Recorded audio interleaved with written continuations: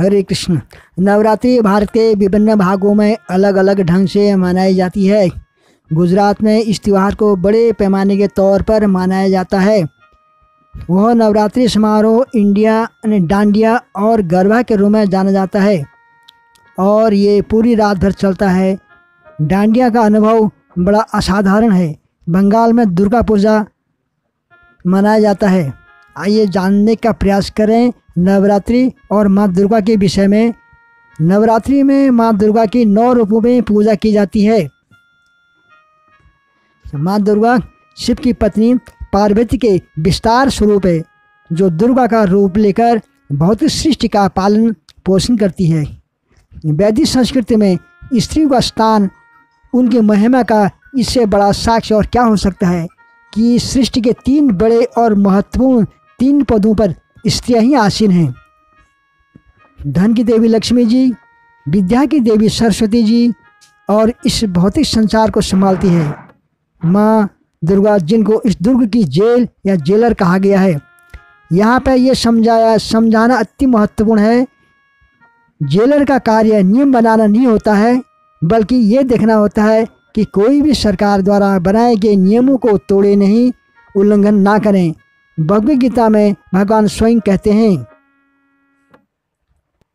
देवी ऐसी गुणमयी मम माया दुर्त्यम, अर्थात मेरी ये जो है गुणमयी शक्ति। यहाँ पे भगवान अपनी महत्वपूर्ण शक्ति के बारे में बता रहे हैं, जो विभिन्न गुणों विभिन्न रूपों में उनकी सेवा करती हैं। कृष्ण भगवान के प्रकट होने के समय में भी योग माया के रूप में सेवा करती है, तथा कंस को, जो दुर्गा माँ का आराध्य पूजा करता था, स्वयं उसे चेतावनी देती थी, क्योंकि वो दुर्गा माँ के आराध्य देव भगवान कृष्ण को मारना चाहता था। इस प्रकार के ऐसे अनेक प्रसंग हमें मिलते हैं।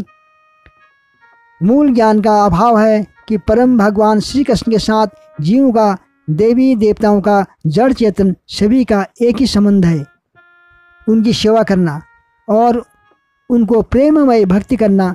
तथा जब जीव इस संसार का संचालन सरकार तथा भगवान के बनाए हुए नियमों का उल्लंघन करता है, तो जेलर यानी भौतिक दुर्ग की देवी माँ दुर्गा महामाया के रूप में 3 ताप यानी कि आदि दैविक, आदि भौतिक, आदि आध्यात्मिक दुख रूपी त्रिशूल से जीव को प्रताड़ित करती है। यानी कि कभी सूखा, कभी बाढ़, कभी सुनामी, कभी भूचाल, कभी भूकंप, कभी दूसरों से या परिवार वालों से दुख, या फिर अपने शरीर के दुख, या फिर अपने मन से तकलीफ देती है। और जब दुर्गा माँ की पूजा से मनुष्य कुछ समय के लिए आराम तो पा सकता है, पर स्थायी रूप से नहीं। इसलिए स्थायी रूप से दुखों से छुटकारा पाने के लिए और इस जेल से छुटकारा पाने के लिए और इस भौतिक संसार से निकलने का प्रयास करने की संस्कृति की गई है।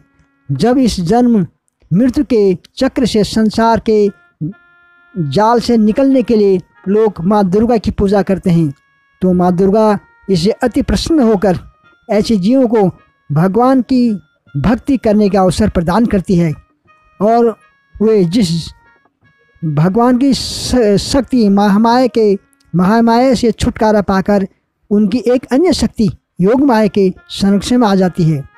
शास्त्रों में इनका सुंदर उदाहरण है। भागवत में आता है कि जहाँ एक डाकू जो माँ काली का भक्त था, जब माता को प्रसन्न करने के लिए भगवान का भक्त जड़ भरत का बलि देने के लिए तैयार होता है, माता स्वयं प्रकट होकर उस डाकू का वध कर देते हैं। और एक अन्य स्थान पर माता का एक भक्त जिसका नाम था चंडीदास, जो विभिन्न प्रकार से माता की पूजा अर्चना किया करता था, उसका बहुत बड़ा महल था। वही उसका छोटा भाई जो भगवान विष्णु का भक्त था, पास में ही एक झोपड़ी में रहा करता था। चंडीदास के बगीचे में नए नए सुगंधित फूल खिला करते थे। एक दिन जब चंडीदास के भाई ने अपने ही झोपड़ी में एक सुंदर पुष्प को खिलते हुए देखा, तो उसके मन में उस पुष्प को भगवान के शालिग्राम स्वरूप को चढ़ाने का विचार आया। जब भगवान श्री कृष्ण के अर्चन की बात होती है, तब कुछ भी संभव है। उसने मन ही मन शालिग्राम को अर्पित कर दिया। एक घंटे के बाद जब चंडीदास आए तो उन्होंने उस पुष्प को तोड़ा और अपने घर में आकर देवी की पूजा में उसे अर्पित कर दिया। परंतु ये क्या, आज पहली बार दुर्गा देवी ने चंडीदास से बात भी की और कहती है, आज मैं तुमसे बहुत प्रसन्न हूँ। चंडीदास के आश्चर्य होने पे माँ दुर्गा उसको ये रहस्य बताती है, आज आपने मुझे महापुष्प दिया जो मेरे स्वामी को चढ़ाया गया था। चंडीदास पर इस रहस्य को प्रकट करती है कि आपके भाई ने इस पुष्प को पहले मानसिक पूजा में, यानी मन से मन पूजा में भगवान शालिग्राम को चढ़ाया था। शालिग्राम भगवान विष्णु जो मेरे स्वामी हैं, आराध्य हैं, पूजनीय हैं।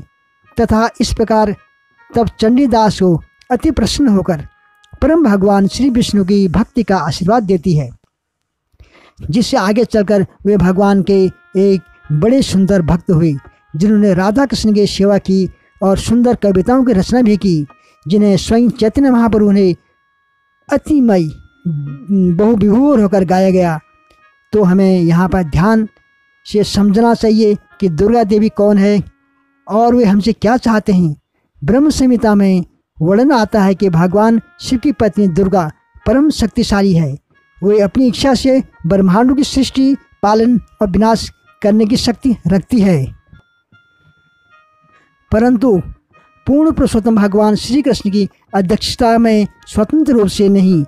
अगर जीव किसी शुद्ध भक्त के संसर्ग में आकर जीव यदि ये समझ जाए कि ये भौतिक संसार उसका असली घर नहीं है, तो वो यहाँ से मुक्त होकर बैकुंठ धाम की ओर प्रस्थान करके सदा के लिए आनंद प्राप्त कर सकता है।